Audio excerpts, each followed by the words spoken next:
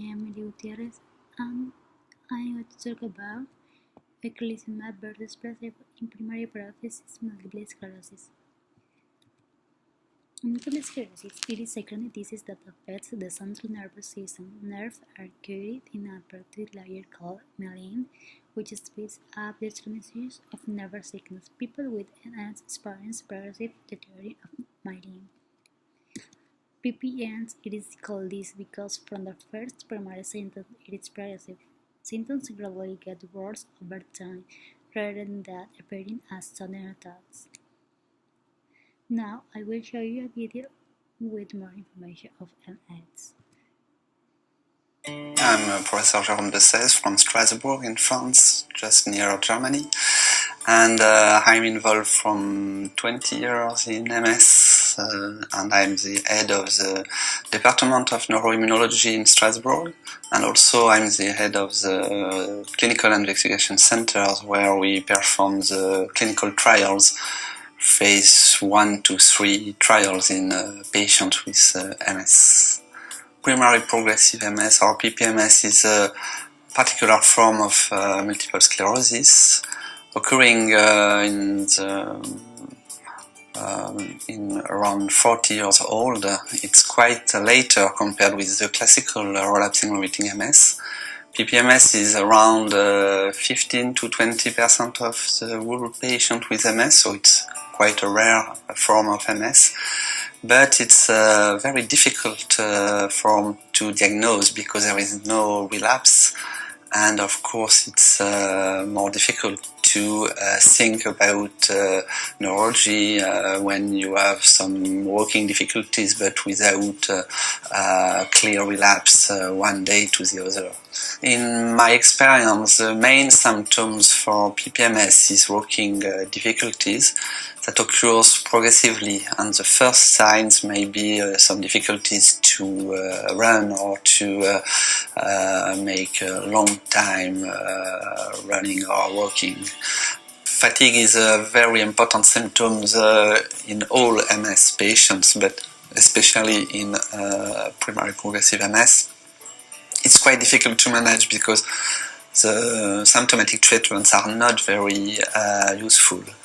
We try to manage the patient with the rehabilitation unit very quickly in order to maintain the patient in the physical activity. Of course, it's managed differently following the capacity of the patient, but it's very important to maintain the patient in the physical activities and also to treat the symptoms like spasticity, like urinary dysfunction or sexual dysfunction, and also sometimes pain. And actually, as we don't have many treatments like in relapsing remitting MS, we are very focused on symptomatic treatment and rehabilitation. We try to explain to the patient that each patient is different, but if we are able to treat the patient very early on the evolution of the disease, maybe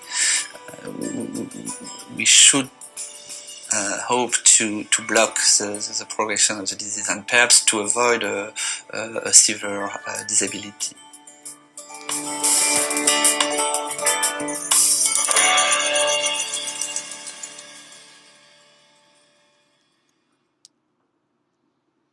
So it's anything that seems to be a real medical treatment, but it's not. It could be a pill, a shot, or some other type of fake treatment. What the placebos have in common is that they don't contain an active substance meaning to affect life. Eculizumab is an intravenous infusion treatment that can slow the development of primary progressive MS. It works by targeting a type of immune cells called B cells. This helps to reduce the immune response by stopping these cells from attacking and damaging myelin.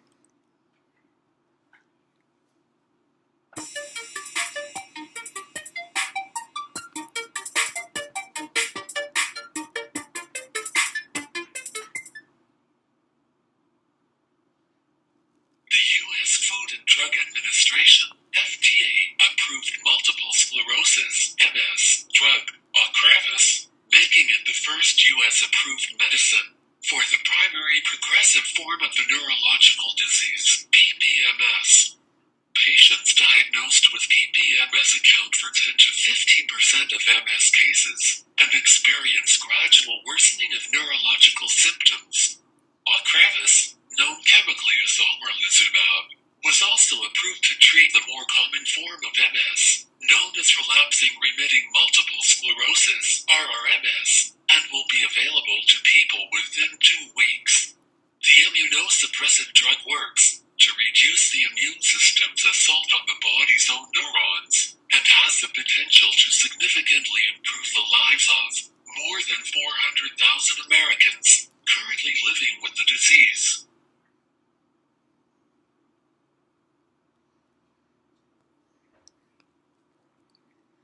Applications in medicine. Besides manipulates pathogens, drug, antigen presentations, antibody productions, or cytokine secretations. Builders are present in meningeal inflammations. It is characteristic of chronic multiple sclerosis and may cause against cortical, temerarian, and neurodegenerative pathologic features. CD20 it is low-focus surface antigen found on pre-B cells and mature and memory B cells, but not on the early B cells, precursors, or on plasma cells. Ocrelizumab it is an immunized monoclonal antibody that selectively depletes CD20 expressing B cells while preserving the capacity of B cells reconstructions and persistent armored immunity. B cells are a fundamental component of the immune system. B cells can become malignant and lead to diseases such as non-Hodgkin's lymphoma, NHL, and chronic lymphocytic leukemia, CLL. CD20 is a cell surface protein that is expressed specifically on the vast majority of normal B cells, non-Hodgkin's lymphoma cells, and CLL cells. It is absent on hematopoietic stem cells, pro-B cells, and plasma cells. The role of CD20 in B-cell biology is not well understood, but targeting CD20 as a strategy in the management of B-cell malignancies may involve promoting classical apoptosis, non-classical apoptosis, antibody-dependent cell-mediated cytotoxicity, and/or complement-dependent cytotoxicity.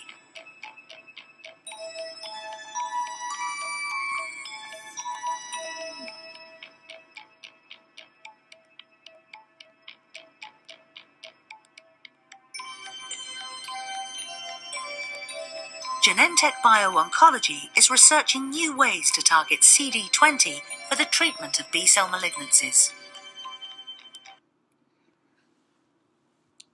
Pros and cons. Pros, a phase 3 trial began in 2011 to test ocrelizumab against placebo in 732 people with primary progressive MS. This involved 3 infusions 40 days apart in each treatment cycle.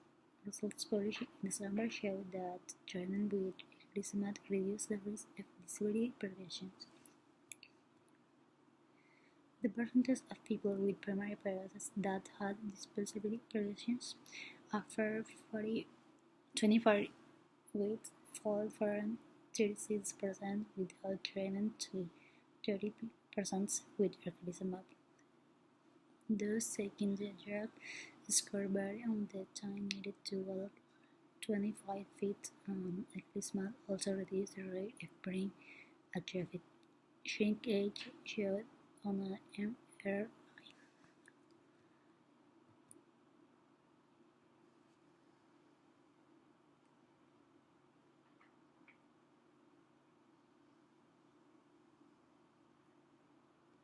So this drug, ocrelizumab, is the first drug that got approved for a progressive phase of MS, but for primary progressive patients. And I think at this point, we're excited about it, but the results were not like blockbuster results, but it is better than anything else we've tested to date. Since we have no drugs available for primary progressive MS, we feel that this is really, a first kind of foot in the door in this progressive phase, and we will in addition to that, there's another trial that completed phase 3 for patients with secondary progressive MS called siponimod, which also showed some benefit for patients with the progressive phase of the disease. So we're starting to get into the conversation. We have to address whether or not those effects are more related to the fact that they tend to have benefits on the inflammatory phase. How can we better control the non-inflammatory progressive phase? Is it only going to be prevention, meaning that we have to aggressively manage the progressive phase of the disease by preventing the inflammatory phase of the disease? The problem is, primary progressive patients, you don't know that they have an inflammatory state because by the time you're seeing them, they're already progressive. For the relapsing phase, you know that they're having attacks, so if you can shut that down, you might be able to kind of push off that secondary progressive phase. This is what we're currently trying to address with the different therapeutics. There's some interesting work coming out of a compound called biotin that may have some benefit with progressive patients. That drug works primarily by energy metabolism in cells, and that may be a major contributor to the slow progressive deterioration because the demand on a cell may be greater as there's damage, and giving them kind of like fuel to actually allow the function of the cell to be better may actually be protective or therapeutic in that regard. So that's an interesting piece going on. And a couple of other compounds that are in early phases of looking at remyelination and things like that. But I think that it's a first foot in the door so far, and then hopefully over the next decade or so we'll come up with more effective strategies. Speaking the immune system increase the risk of infections, cancer and marine, and doctors have been advised to stay vigilant. It should apply in Ecuador. Dissented exclusive prevalence in Ecuador, and so far there are few reports regarding this disease. The city with the highest number of cases was Quito with 103 cases, followed by Guayaquil with 50 cases, and Cuenca, in which only 5 cases were identified. Females were the most affected. Record of MS patients' cases provide crucial information about the prevalence, incidence, and symptoms of disease, as well as the severity status and treatment possibilities. Unfortunately, only one such study has been carried on in Ecuador, thus we don't know the incidence of this disease in our country. However, the observational studies like ours allow us to know the characteristics of this disease and the local level of to estimate the problem on national level.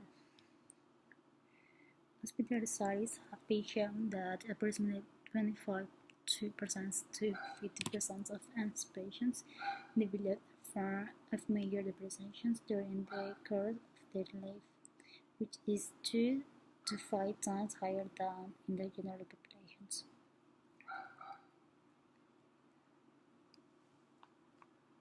That's right, Christine. MS is a progressive degenerative disease where the insulation around nerve fibers in the brain and spinal cord starts to break down. It's the immune system attacking that insulation. Medications can slow the disease, but they don't stop it. Stem cells may be much better. Walking on a treadmill is a big step for Malia Littman. Malia had been a top trial attorney in Dallas until she was diagnosed with multiple sclerosis 18 years ago. Slowly, the disease robbed her of her balance, her mobility, and her energy. You can imagine how contracted my world had become. After she fell and broke her leg, she was in a wheelchair for weeks. Her MS medicines weren't really working anymore. Her search for alternative treatments led to this man. Answers for our diseases and our medical problems are hidden inside our body. Dr. Demetrius Karoussis heads experimental stem cell research at Hadassah Medical Organization in Israel. He harvests an MS patient's own adult stem cells from their bone marrow, then injects them back into their spinal fluid. As neurologists, we have never seen or even believed that it's possible to reverse any disability.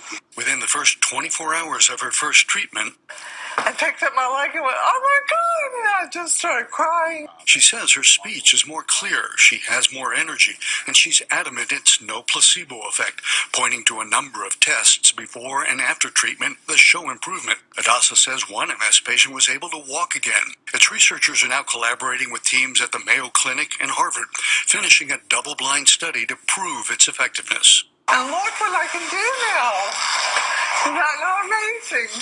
Malia still uses a walker, but can now get on her rowing machine. After 4 treatments, she's reactivated her law license and is taking on a case. I feel like I have my life back. I don't care if I walk with a walker for the rest of my life, although I think I may actually be able to walk again with a couple more treatments. Now, the theory is that the stem cells are somehow spurring the regeneration of the insulating nerve sheaths that are deteriorating in MS.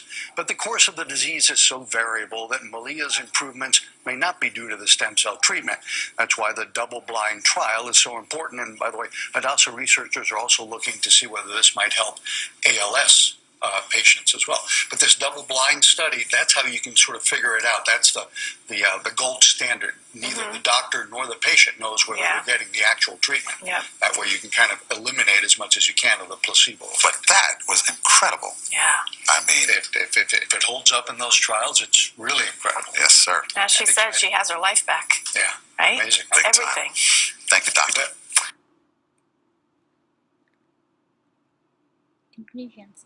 Among patients with PPMS, vicalizumab was associated with lower rates of clinical MRI versus the placebo. Some observations is required to determine the long-term safety and efficacy of vicalizumab.